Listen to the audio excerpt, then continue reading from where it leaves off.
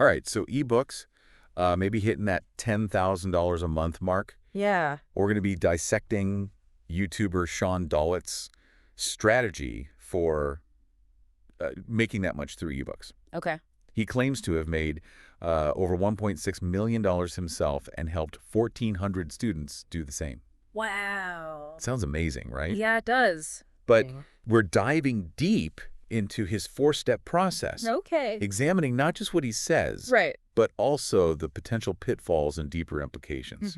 Think of it as your cheat sheet for navigating the hype Yeah, and figuring out if this path is truly for you. exactly.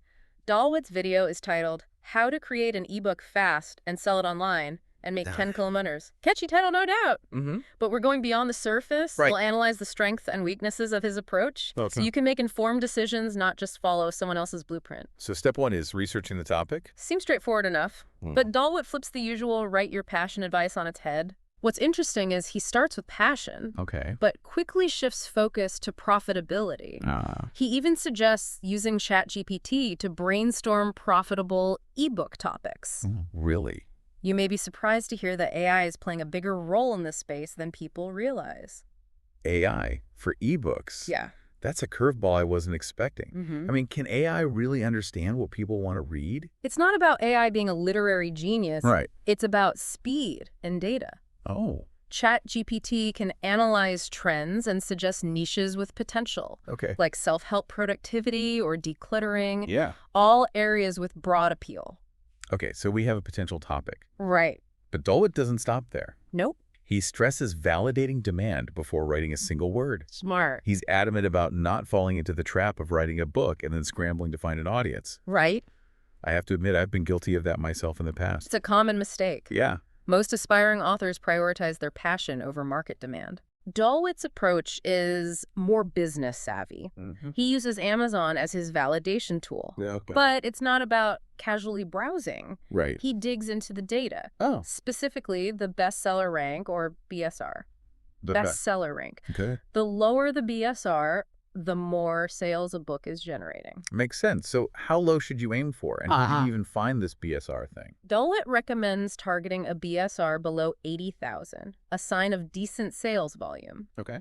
There's a free tool called DS Amazon Quick View that reveals this data. Wow. For even deeper insights, a paid tool like BookBeam can estimate daily earnings. Really? Dollwet showed an example of a decluttering ebook pulling in $277 per day. Wow. Okay, now that's some serious validation. Right. And that's just ebooks. Yeah. Imagine adding paperbacks, audiobooks, translations. Right. Suddenly that $10,000 a month goal doesn't seem so far-fetched. Exactly. It highlights the potential for scaling beyond a single format. Right? However, while a low BSR is a good indicator, Yeah. it doesn't guarantee success. Some books might have artificially inflated rankings or be part of aggressive marketing campaigns. I see. That's where deeper research and critical thinking come in.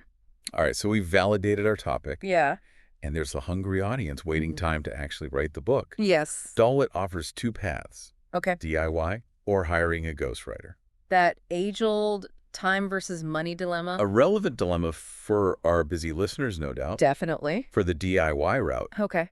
Dollwet suggests a brain dump method using Google Docs. Uh-huh.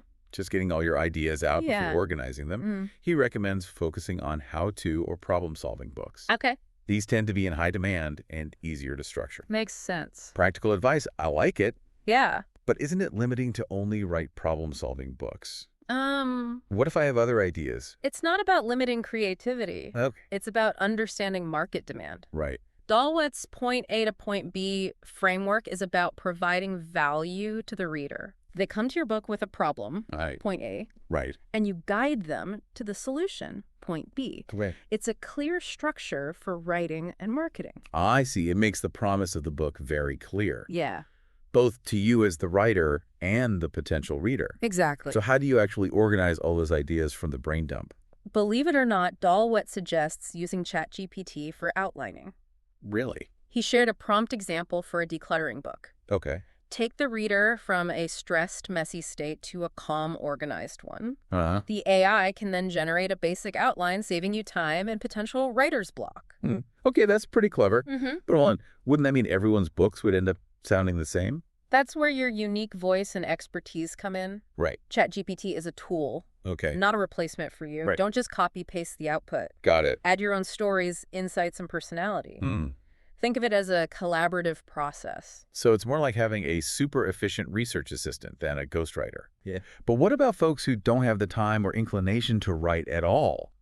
Is ghostwriting really a viable option?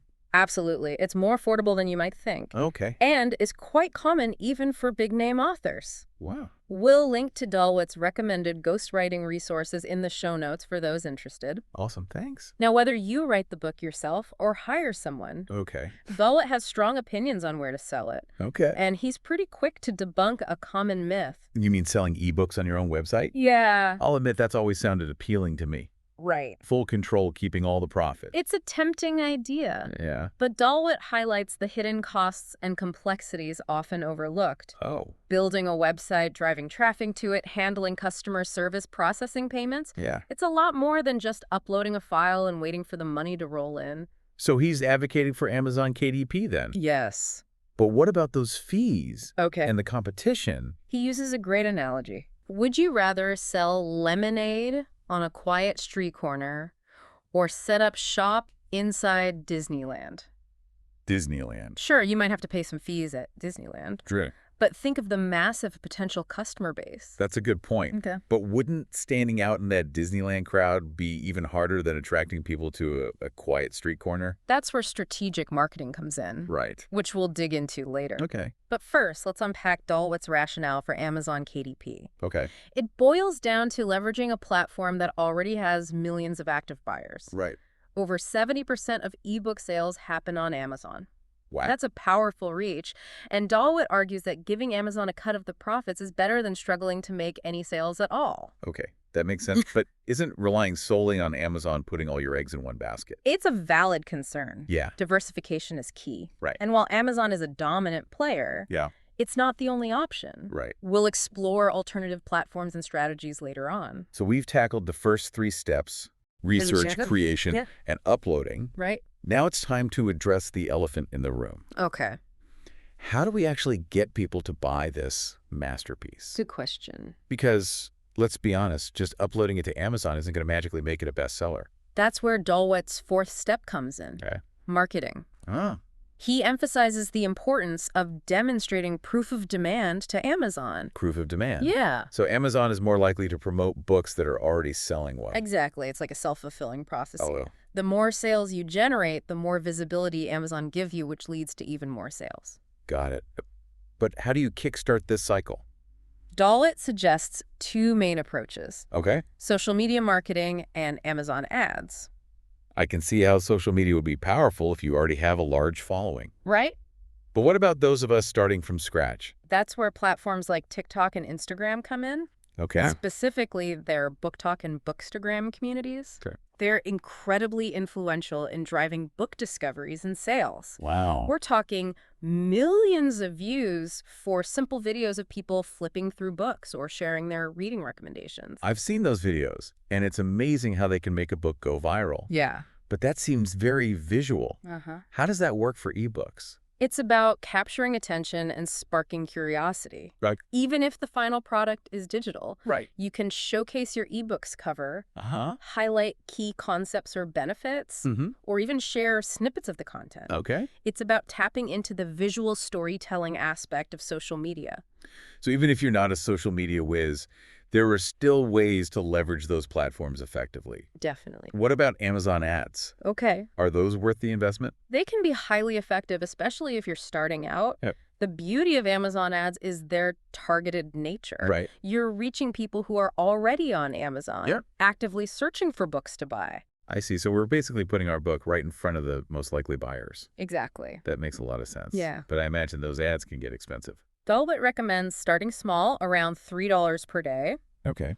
and increasing your budget only if you're seeing a positive return on investment. Makes sense. It's all about testing and optimizing. Right. And speaking of optimization, Dollwet has a few more tricks up his sleeve when it comes to maximizing your ebook earnings. Uh-oh. But we'll dive into those in part 2. Okay, sounds good. All right. Looking forward to it. We left off talking about marketing and that crucial proof of demand Amazon looks for. Right. But what happens when you've got that snowball rolling? Your book is gaining traction. Okay. Dollwet doesn't stop at just one ebook. Yeah. He emphasizes scaling as the next level. So more eBooks. Well, I can see how that would create more potential income streams. right. But isn't that spreading yourself a bit thin? It's not necessarily about churning out ebooks on every topic under the sun. It's more about strategically expanding your offerings, Okay. especially considering those different formats we touched on earlier. Yeah. Remember Dollwet's claim about making a significant chunk of his income from audiobooks alone? Yeah, that stuck with me. So instead of just having an ebook, I could also have a paperback, hardcover audiobook, and even translations, Right. each one catering to a different type of reader Yeah. and potentially generating more income. Uh-huh. It's like one book becomes a multi-pronged income generator. Precisely. And Dollwet doesn't stop there. Really? He suggests bundling ebooks together, Okay. creating compilation volumes, or even crafting series that keep readers coming back for more. Oh, It's about building a brand around your expertise, not just a one-off product. that's smart. Right. It shifts the focus from individual sales to building a loyal audience, which can then fuel future projects. Exactly. Almost like creating your own little publishing empire. Right. But what about taking it a step further, selling your entire portfolio of books? Now you're thinking like an entrepreneur. Yeah. It's like flipping a house in real estate. Oh, You're trading those ongoing royalties for a large lump sum payment. didn't Dollwet mention selling his first portfolio for over $800,000? Yeah. That's what helped him become a self-made millionaire at 26. All right. It's an impressive feat. Yeah. And it certainly highlights the potential financial rewards of this model. Right. But let's be realistic here. Okay. Not everyone will achieve those levels of success. Right. It takes a lot of work, dedication, and a bit of luck to build a portfolio that's attractive to buyers. Right. It's important to remember those testimonials and success stories are highlights, not the guaranteed outcome for everyone. Yeah. It's like those before and after weight loss photos. Exactly. Inspiring, sure, but not a promise that you'll get the same results. Exactly. And let's not forget the constant hustle involved. Right. Scaling a business means managing more moving parts. Yeah. More books, more formats, more marketing channels. It can be overwhelming if you're not prepared. So we've gone through Dollwet's 5 steps, Okay. the potential upsides, Yeah. and some cautionary notes. Right. But the big question remains, is this strategy actually legit? Can someone realistically make $10,000 a month selling ebooks? It's the million-dollar question. And the answer, unfortunately, isn't a simple yes or no. Right. We've seen the data, the examples of the potential for scaling. The ebook market is a viable avenue for generating income, Okay. but it's not a get-rich-quick scheme. It sounds like success depends on several factors. Definitely. The quality of your book, your chosen niche, your marketing efforts, and let's be honest, bit of luck. Yeah. It's not enough to just follow someone else's blueprint. Right. You need to be adaptable, willing to learn, and most importantly, patient. Absolutely. And let's not sugarcoat it. Okay. The ebook market is competitive. Yeah. You'll be up against seasoned authors, savvy marketers, and even AI-generated content. It takes work, persistence, and a willingness to constantly adapt to stay ahead of the curve. So for our listeners who are intrigued by this path, what are some crucial questions they should ask themselves before diving in? It starts with honest self-assessment. Sure. What skills and knowledge do you bring to the table? Right. Do you have the time resources and, frankly, the temperament to handle the demands of this business? What are your financial goals and expectations? Are you looking for a side hustle, a full-time income, or something in between? It's about being realistic about your strengths, weaknesses, and the work involved. Yeah. It's easy to get caught up in the hype of those income claims, Right. but it's crucial to remember that there's no guarantee of success. And that leads to another important question. Okay. Is relying solely on Amazon KDP a sustainable strategy? That's a great point. While Amazon offers immense reach and a streamlined publishing process, Right. it also comes with its own set of limitations and potential risks. Like what? What happens if Amazon changes its algorithms, Oh, increases its fees, or decides to prioritize its own publishing arm? you're right. Diversifying beyond just one platform makes sense. Definitely. But wouldn't that mean juggling multiple accounts Yeah. Learning different systems and splitting your marketing efforts? There's definitely a trade-off between convenience and control. Right. Relying solely on Amazon might be easier initially, Okay. but spreading your reach across multiple platforms like Apple Books, Kobo, Barnes& Noble Press, and even your own website could provide more long-term security and independence. So it's about weighing those options carefully Mm-hmm. and finding a balance that works for your individual goals and risk tolerance. Exactly. And speaking of risk, Okay. there's another aspect of this whole ebook thing that we haven't touched on yet. You're referring to the ethical considerations surrounding AI-generated content, aren't you? Exactly. We talked about using ChatGPT for topic brainstorming and outlining. Yeah. But what about using AI to write the entire book? It's becoming increasingly accessible and sophisticated. Right. Where do we draw the line between leveraging technology and maintaining the integrity of authorship? It's a complex issue with no easy answers. Right. Some argue that AI is simply a tool, like a more advanced version of a word processor or grammar checker. Okay.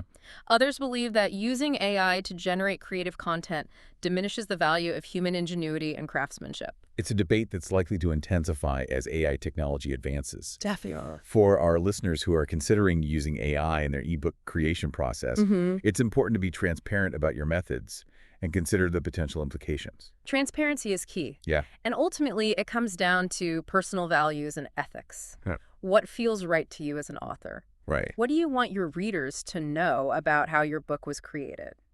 These are questions that every writer, whether they use AI or not, should grapple with. Yeah. It's about finding a balance between innovation and integrity, efficiency, and authenticity. And let's not forget the evolving legal landscape surrounding AI-generated content. Copyright laws and intellectual property rights are still catching up with these technological advancements. Yeah. It's a wise move to stay informed about the latest developments and potential legal challenges. So while AI can be a powerful tool, Yeah. it's important to approach it with caution, awareness, and a sense of responsibility. Definitely. Now, with all that said, let's shift gears a bit Okay. and explore what might be lurking beyond those Amazon bestseller lists. You've piqued my curiosity. What other intriguing avenues are you thinking of? Well, we've talked extensively about ebooks, Mm-hmm. but what about the wider world of digital products? Okay. Could the principles of identifying profitable niches, creating valuable content, and leveraging platforms be applied to other formats? That's a fascinating question. Yeah. We focused on Dollwet's strategy, but what if we zoom out and look at the bigger picture of digital entrepreneurship? Right. What if you're not a writer, but you have expertise in another area? Could you create an online course, Okay. a membership site, or even a digital toolkit that solves a specific problem for a specific audience? Exactly. There's a whole universe of possibilities beyond just ebooks. Right? We're talking online courses on platforms like Udemy or Skillshare, Uh-huh. digital templates and planners, sold on Etsy stock photos and graphics, even online coaching and consulting services. It's about recognizing that the skills you've developed, the knowledge you possess, and the passions you hold could be transformed into valuable digital products that people are willing to pay for. It's like reframing the whole idea of what it means to be an author. Mm-hmm. You're not limited to just words on a page. Right. You can create and sell your expertise in a variety of formats. Exactly. But how do you know which format is right for you? That's where understanding your target audience, your strengths, and your comfort level with different technologies comes in. Okay. Some people thrive in front of a camera creating engaging video courses. Yeah. Others prefer the structured approach of written guides or templates. Mm-hmm. It's about finding the format that best aligns with your skills and your audience's preferences. And let's not forget the platform considerations. Right. Do you want to leverage established marketplaces like Amazon, Udemy, or Etsy? Or do you want to build your own website and control the entire customer experience?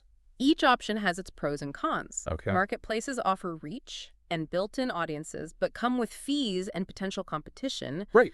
Building your own platform gives you more control, but requires more upfront investment and marketing savvy. It sounds like there's no one-size-fits-all answer. Right. It's about carefully weighing those options and choosing the path that best aligns with your goals, resources, and risk tolerance. Exactly. And remember, you don't have to limit yourself to just one format or platform. Okay. You can experiment, diversify, and find what works best for you and your audience. This has been an eye-opening conversation. It has. We started with Dollwet's ebook strategy, but we've gone so much deeper, exploring the wider world of digital products.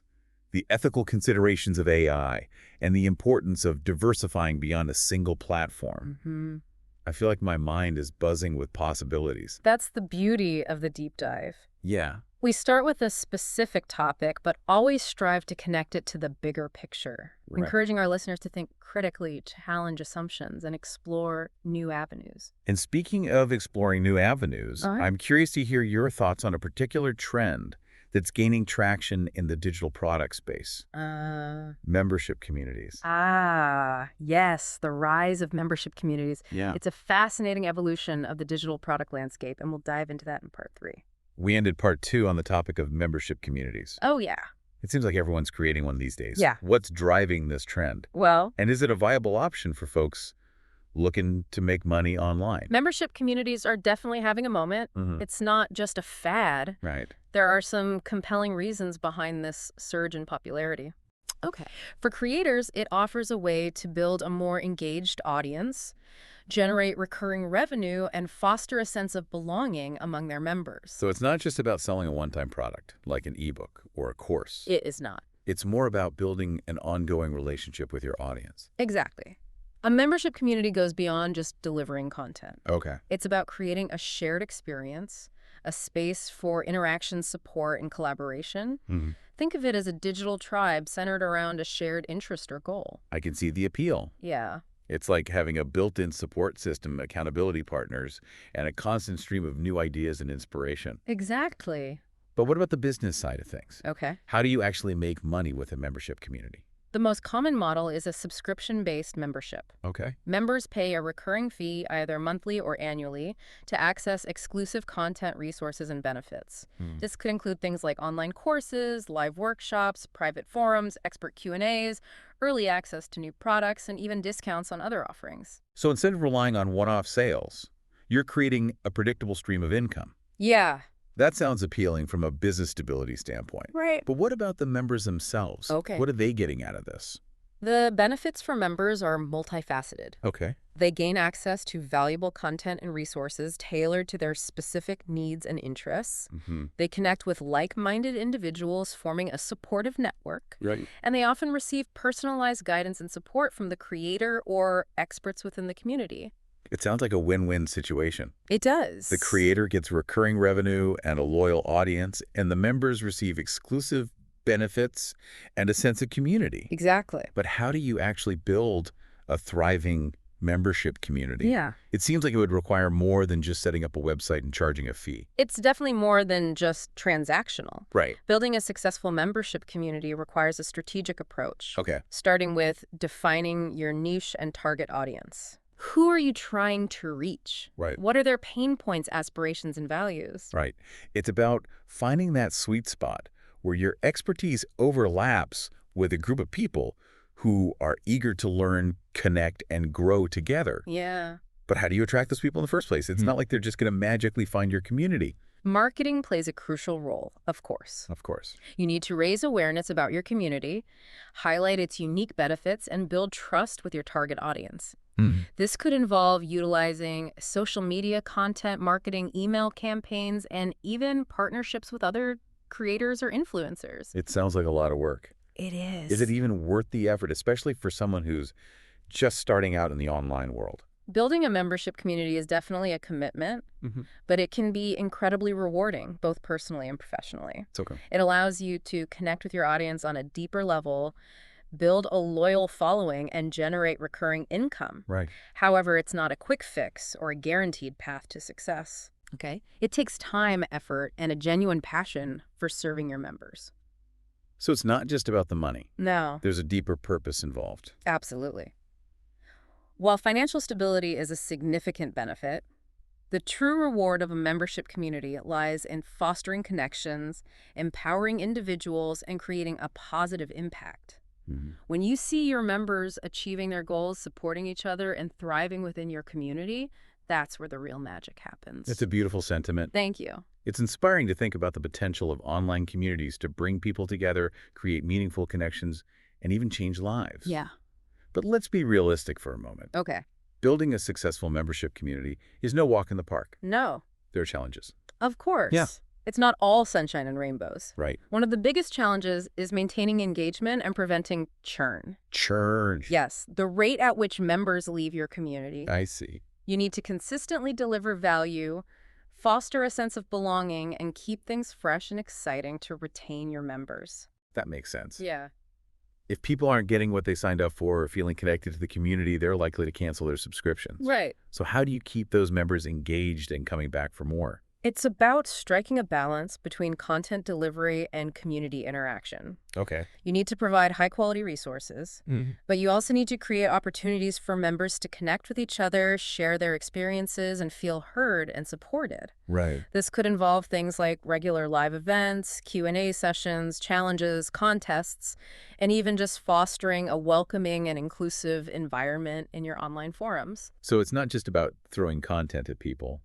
It's about creating a space where they feel valued, connected, and inspired to participate. Exactly. It's about building a real community, not just a digital content library. Precisely. And that requires ongoing effort, attention, and a genuine desire to serve your members' needs. Right. It's about nurturing relationships, responding to feedback, and constantly evolving to meet the changing demands of your community. We've covered a lot of ground in this deep dive. We have. We started with Sean Dollwet's ebook strategy, but we've explored so much more. Yeah.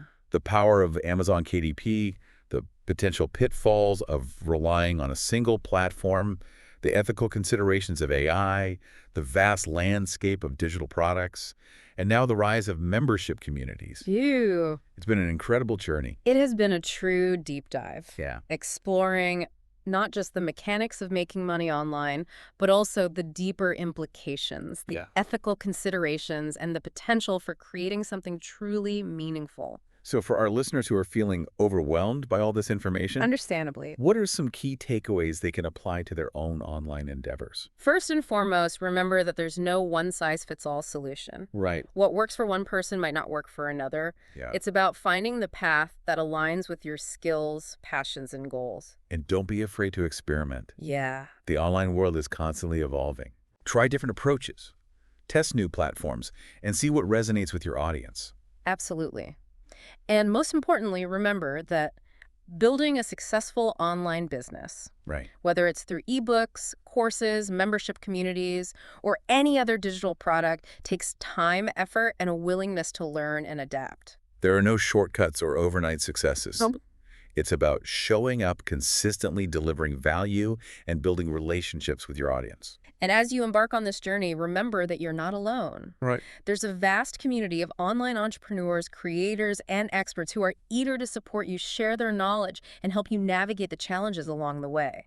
We hope this deep dive has sparked your curiosity, given you some valuable insights, and empowered you to take that next step towards achieving your online goals. We do. Remember, the journey is just as important as the destination. So embrace the challenges, learn from your experiences, and keep diving deep into the ever-evolving world of online business. And who knows, maybe one day we'll be featuring your success story on the Deep Dive. Oh, that would be awesome. We're always on the lookout for inspiring creators and entrepreneurs who are making waves in the digital world. That's a wrap for today, folks. Thanks for joining us on this deep dive into the world of online business. It's been a pleasure. We hope you've learned something new, gained some fresh perspectives, and left feeling inspired to create, connect, and thrive in the digital age. Until next time. Until next time, keep learning, keep exploring, and keep diving deep.